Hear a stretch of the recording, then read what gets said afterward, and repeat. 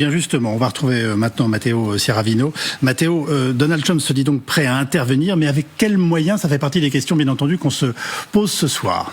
Effectivement, dans ce contexte très tendu, eh bien, l'armada américaine se renforce avec cette nouvelle arrivée. Regardez, je vous le présente, l'USS Delbert D. Black. C'est un navire tout simplement capable d'envoyer des dizaines de missiles Tomahawk à plus de 1600 km. Il a fait escale juste là, dans la ville côtière d'Elat, sur les côtes israéliennes, à l'heure justement où l'Iran menace de riposter sur Israël si jamais les États-Unis venaient à frapper. Ce n'est pas le seul destroyer dans la région, on le sait qu'il y en a deux. Regardez juste là, sur les côtes iraniennes, juste au-dessus du groupe aéronaval Lincoln, avec forcément le porte-avions éponyme, les 3 destroyers lance-missiles, les escadrons de chasseurs ou encore les F-35, bref, une armada très conséquentive. On a donc de nombreux indices qui nous indiquent que l'armée américaine en fait se prépare à une opération.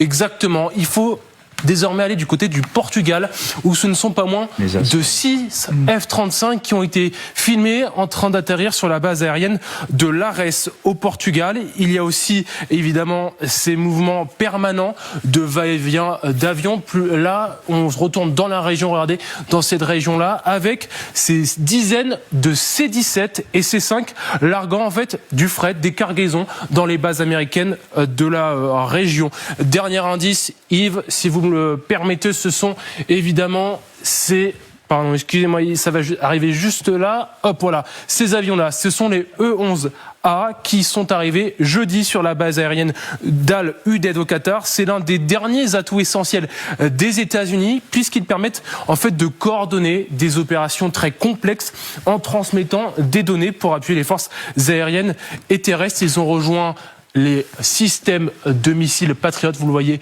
sur cette photo satellite, et forcément, on se pose une question suite aux déclarations du président américain.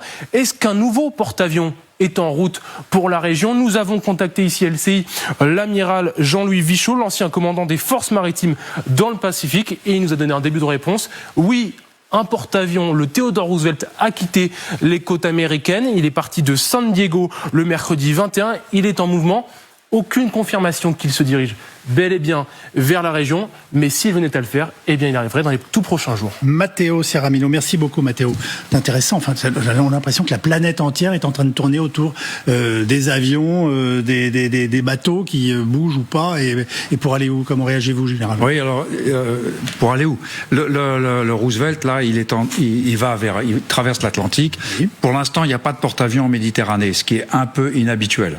Donc il reprend la station en Méditerranée, d'où il pourrait d'ailleurs frapper en Iran, ou alors peut-être qu'il franchira le canal de Suez pour aller en dans le Golfe Persique. Mais en fait, les Américains ont dit qu'ils ont 11 porte-avions. Ouais. La vérité des prix, c'est qu'ils ont 5 porte-avions, oui, comme ils disent, déployés. C'est-à-dire qu'ils ont 5 groupes aéronavals. À l'heure actuelle, enfin en début de semaine, il y a un porte-avions au Japon, mer de Chine du Sud et tout, avec un groupe amphibie. On les voit pas dans le contexte actuel venir. Il y en a un sur la côte est des États-Unis. Il y a le Roosevelt qui va partir, et il y en a un qui est toujours dans les Caraïbes. Donc si ce deuxième porte-avions, pour arriver dans la zone, s'il faut qu'en plus il se fasse le canal de Suez, je suppose qu'on est dans les 12 à 14 jours de traversée. C'est pas San Diego, il traverse le Pacifique. Non, il est parti de San Diego. San Diego. Ah, San Diego. Alors, 28 jours. Enfin, ça fait 11 jours qu'il est parti, donc il n'est pas arrivé. Alors, l'Iran évoque, il y a quelques instants, des progrès pour des négociations avec les Américains. Oui, c'est l'homme que Grégory Phillips a cité tout à l'heure, Ali Larijani, qui est le secrétaire au Conseil de sécurité nationale, donc l'équivalent de Marco Rubio. Qui rentre de Moscou. Exactement. Et pour ce grand ballet diplomatique, Moscou qui a une carte de plus à jouer là par rapport à Donald Trump. N'oublions pas le dossier russo-ukrainien, un dossier pour euphémiser les horreurs que la Russie continue continuellement de faire subir à l'Ukraine en attendant. Et Donald Trump a déclaré sur Fox News ce jour. Oui. On parle avec les Iraniens. Les Iraniens veulent un accord. Donc c'est pas la première fois qu'il le dit. Il le dit. C'est-à-dire que des canaux sont ouverts. On sait qu'il y a un canal qui est ouvert entre Arakchi, le ministre iranien des Affaires étrangères, et Steve Witkoff, l'émissaire de Donald Trump pour tout dans le monde.